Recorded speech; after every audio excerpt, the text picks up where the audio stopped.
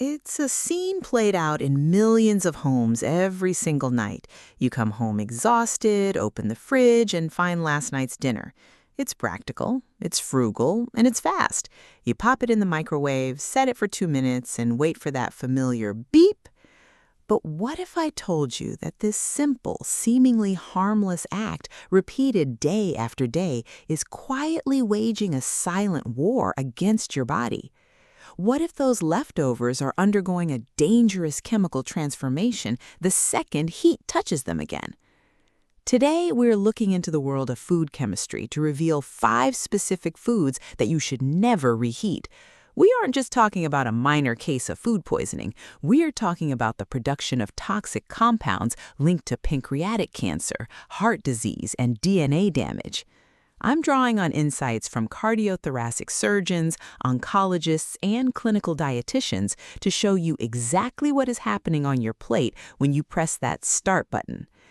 If you are over the age of 60, pay extra close attention because for you, the biological margin for error has narrowed and these risks are significantly higher. So do well to subscribe to Green Health Channel, like this video, and remember to turn on your notification bell for more educating videos like this. The biology, why reheating isn't neutral. Before we get to the foods, we need to understand the why. Cooking, cooling, and reheating is not a neutral process. It is a biochemical event. When you were in your 30s, your body was a fortress. Your liver processed toxins quickly, and your DNA repair mechanisms were like elite editors, catching mutations before they became problems. But as we age, specifically after 60, our repair systems slow down. Our gut lining becomes thinner and more permeable, allowing toxins to leak into the bloodstream more easily. The result is chronic inflammation. This isn't the swelling you feel after a sprained ankle. This is a slow burn inflammation that runs in the background like a program you can't close. Chronic inflammation is the common denominator behind the 2 biggest threats we face: cardiovascular disease and abnormal cellular growth, or cancer. When we reheat certain foods, we generate 3 specific threats: oxidative stress, free radicals that act like tiny bullets bouncing off your cells and damaging your DNA, nitrosamines, compounds classified as probable human carcinogens that damage the nucleus of your cells, and bacterial toxins, heat-resistant poisons that survive the microwave even if the bacteria are killed. Let's look at the 5 worst offenders. Offender number 1, spinach and leafy greens, the nitrosamine trap. You probably eat spinach, kale, or Swiss chard because you want to be healthy. They're packed with iron, folate, and antioxidants. But reheating them can turn this superfood against you. These greens naturally contain nitrates. Fresh, they're harmless.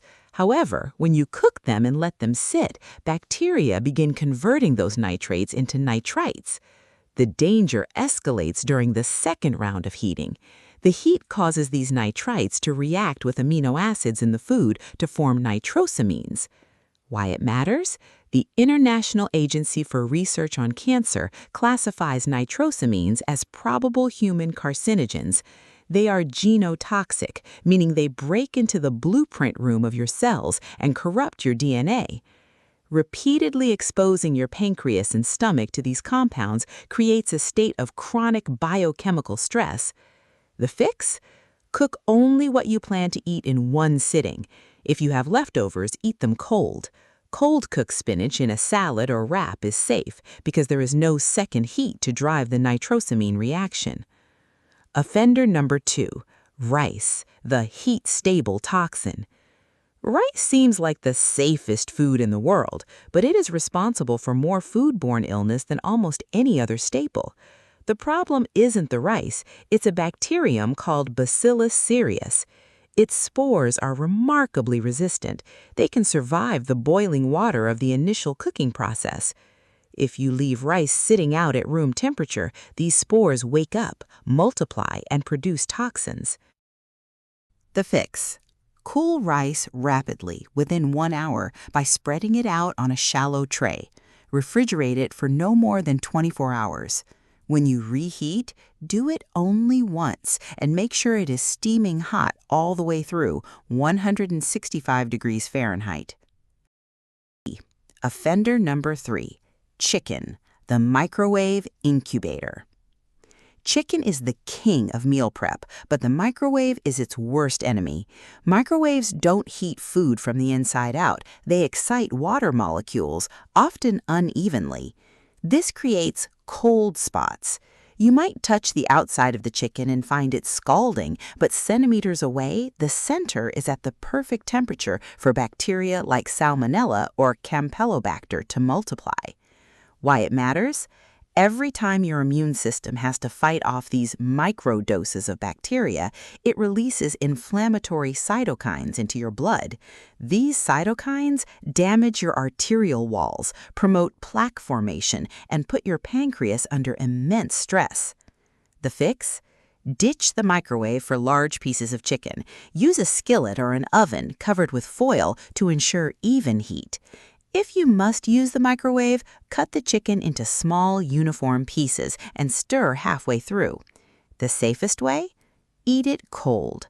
Shredded cold chicken in a sandwich or salad eliminates the risk entirely.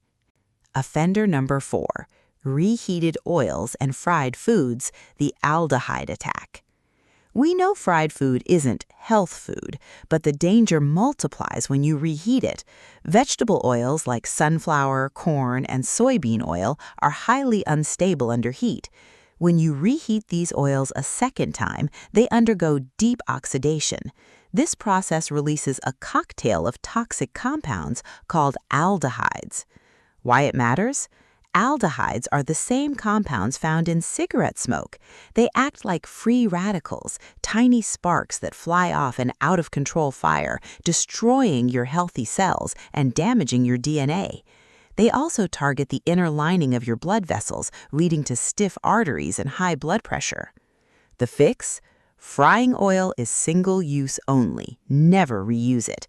To reheat fried foods, use a dry oven or an air fryer at a moderate temperature.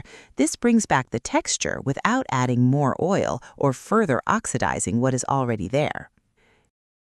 Offender number 5, potatoes, the double hit. Potatoes are unique because reheating them triggers 2 separate chemical dangers simultaneously. Acrylamide, this is a probable human carcinogen that forms when starchy foods are cooked at high heat, like roasting or frying. When you reheat a potato, more acrylamide forms on top of what was already there, compounding your exposure. Blood sugar spikes. When potatoes are cooked and then cooled, they develop resistant starch, which is actually great for your gut and blood sugar. But the moment you blast them in the microwave, that resistant starch converts back into regular starch. Why it matters? This causes a massive glucose spike. Your pancreas is forced into an emergency production event to release insulin. Over time, this exhausts your pancreatic beta cells, a documented pathway toward the conditions that precede pancreatic cancer. The fix? Embrace the cold potato. Cold potato salad with olive oil and vinegar keeps the resistant starch intact and keeps your blood sugar stable. If you need them warm, steam them gently rather than refrying or nuking them on high. Honorable mentions: eggs, mushrooms, and processed meats. Before we wrap up, we have to mention a few other critical warnings found in the research. Eggs. Reheating eggs, especially in a microwave, can oxidize the cholesterol inside, creating oxysterols. These compounds directly damage the lining of your blood vessels and promote arterial plaque. Plus, they can literally explode. Mushrooms.